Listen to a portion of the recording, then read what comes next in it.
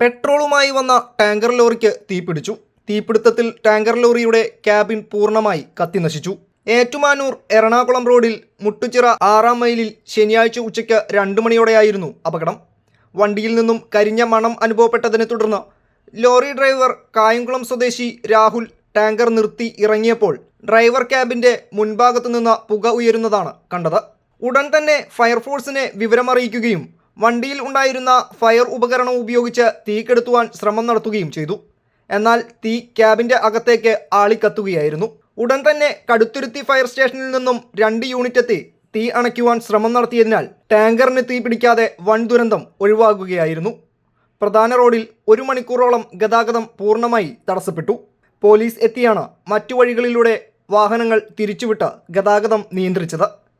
News fact, Vaikom.